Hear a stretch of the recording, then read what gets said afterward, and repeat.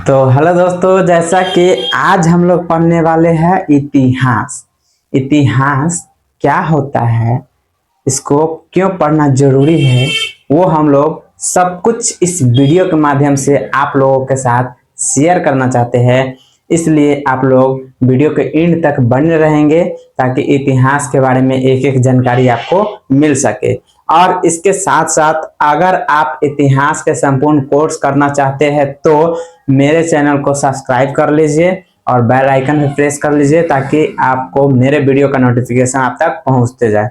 और मैं अपनी आईडी पे एक प्लेलिस्ट बना दूंगा जिससे इतिहास के आप ऑल क्लास वहां से अटेम्प्ट कर सकते हैं और साथ ही साथ आर्ट्स का सभी क्लास वहां पे देखने को मिल जाएगा आप लोगों को। तो इसलिए आप लोग मेरे चैनल को सब्सक्राइब कर लीजिए और मेरे आईडी में एक प्लेलिस्ट बना है जहां पे जा करके आप इतिहास के संपूर्ण क्लास कर सकते हैं या अदर सब्जेक्ट के जो आर्ट्स में कोई सा भी सब्जेक्ट जिसका आप क्लास करना चाहते हैं वहां से आप लोग कर सकते हैं। देखिए हम लोग पढ़ते हैं यहाँ पे इतिहास। तो नॉर्मली हम लोग पढ़े हैं इतिहास, तो अतीत में जो भी घटना हो चुकी है जिसको हम लोग इतिहास बोलते हैं। नॉर्मली हम लोग इस प्रकार से पढ़े हैं, लेकिन अब हम लोग इस प्रकार से नहीं पढ़ेंगे। इसको थोड़ा सा प्रोफेशनल तरीका से हम लोग पढ़ेंगे ताकि हम लोग को ज्यादा बेटर से समझ में आए इतिहास क्या होता है, इतिहास को हम लोग क्यों पढ़ना चाहते, क्यों इतिहास के बारे में हम लोग को क्यों जानना चाहिए। चलिए हम लोग देखते हैं। सबसे फर्स्ट में इतिहास। इतिहास के संदर्भ में तीन मौलिक प्रश्न। अब हम लोग देखते हैं इतिहास के संदर्भ में तीन मौलिक प्रश्न। इतिहास क्या है? सबसे फर्स्ट क्वेश्चन मन में आता है कि इतिहास है क्या। तो सबसे फर्स्ट क्वेश्चन है इतिहास क्या है। उसके बाद है इतिहास का लेखन। इतिहास क्या है, इसके साथ साथ इतिहास का लेखन के बारे में हम लोग जानेंगे।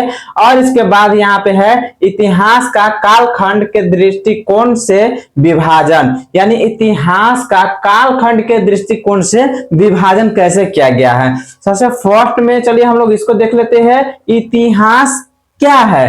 तो इतिहास क्या है तो हम लोग देखते हैं यहाँ पे, यद्यपि इतिहासकार के द्वारा इतिहास के अलग अलग परिभाषाएं दी गई है, परंतु यदि हम इतिहासकार के एक सर्वमान्य परिभाषा पर विचार करें तो अतीत के समस्त पक्षों का अध्ययन इतिहास कहलाता है। देखिए इतिहासकार ने अलग अलग परिभाषा दिया, प्रत्येक इतिहासकार ने अलग अलग अपने ढंग से परिभाषा देते चला गया है। लेकिन यहाँ पे हम लोग देखते हैं, यदि हम इतिहासकार के एक समन्वय परिभाषा पर विचार करते हैं, यानी कि एक समन्वय परिभाषा पर विचार करते हैं करे तो अतीत का समस्त पक्ष का अध्ययन इतिहास कहलाता है। यानी कि अतीत का समस्त पक्ष का अध्ययन क्या कहलाता है, इतिहास कहलाता है। अब हम लोग देखते हैं समस्त पक्ष जो है वो क्या है। तो सबसे फर्स्ट में देखिए ये पक्ष दिए गए हैं,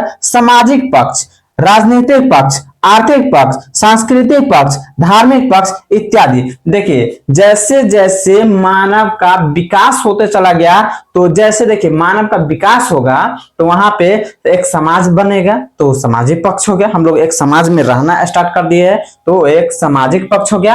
राजनीतिक पक्ष, देखिए जहां पे मानव रहना स्टार्ट करते हैं तो वहां पे राजनीतिक भी स्टार्ट होगा ही, राजनीतिक होगा भी।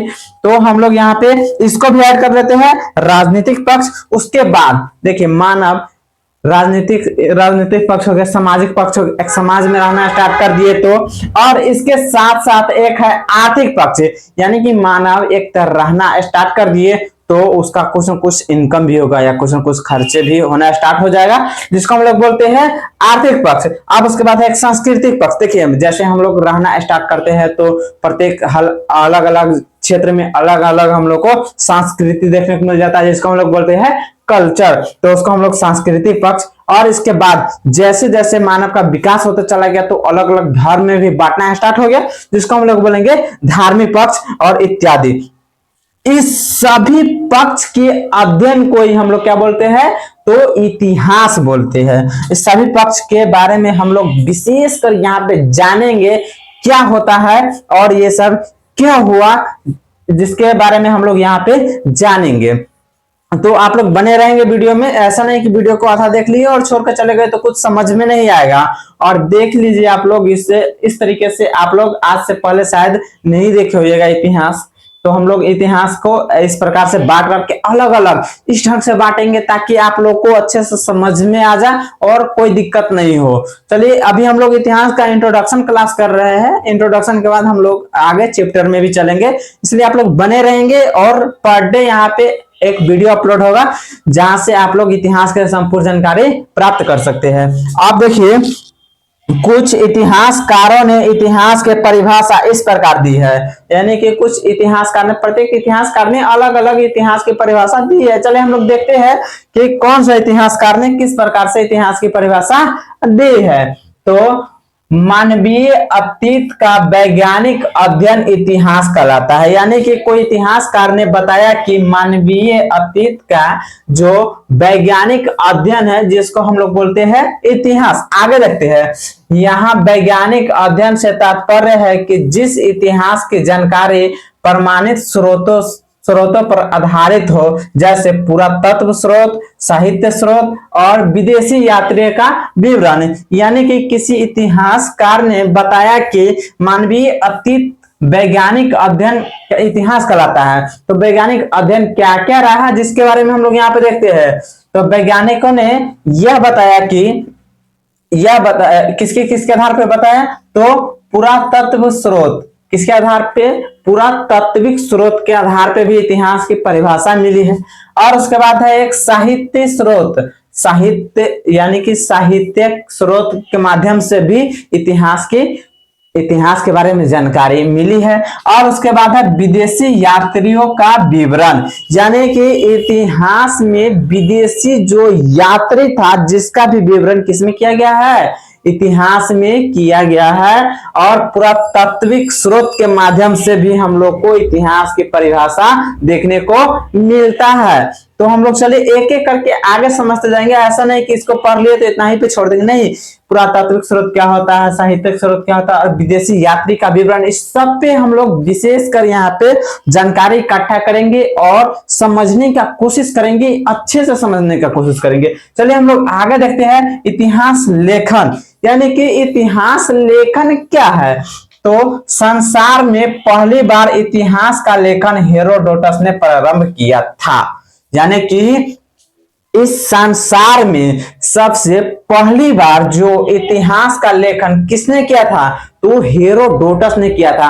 आप लोग को भी पता होगा कि इतिहास का जो सबसे फर्स्ट बार जो लिखने का काम किसने किया था, तो हेरोडोटस ने किया था। ऐसा नहीं कि सारे इतिहास का खोज हेरोडोटस ने किया था, लेकिन नहीं, पहली बार जो है इतिहास का लेखन जो शुरुआत किया था, किसने किया था, हेरोडोटस ने प्रारंभ किया था। इसलिए हम लोग इतिहास के पिता भी हेरोडोटस को कहते हैं। अब देखिए आगे हम लोग समझते हैं, उन्होंने 500 बीसी में इतिहास पहली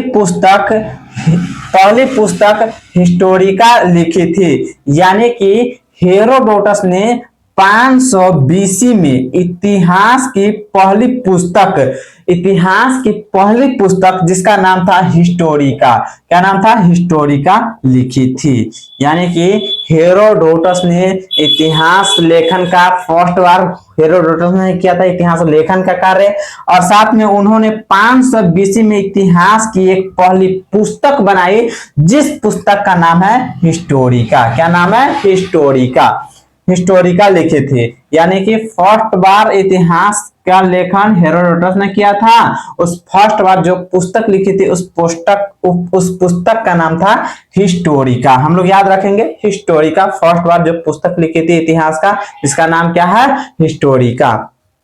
हेरोडोटस यूनानी के रहने वाले थे, यानी कि हेरोडोटस कहाँ के रहने वाले थे, तो यूनान के रहने वाले थे। मतलब हेरोडोटस यूनान के रहने वाले थे।